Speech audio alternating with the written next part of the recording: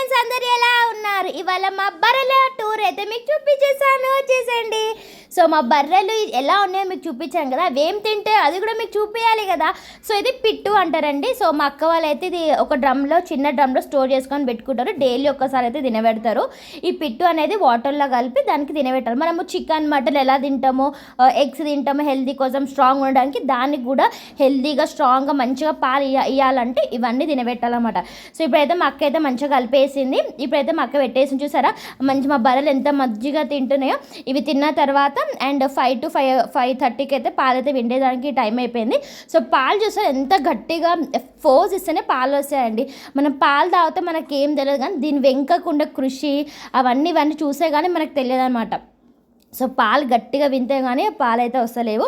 So ఒక బకెట్లు అయితే మంచి క్లీన్ బకెట్లు అయితే పెద్ద పాలు వింటేస్తున్నారు. పాలు ఎంత హెల్దీ అనో శ్రమ కూడా అంతే ఉంటుంది. ఇవైతే పాలు బాయ్.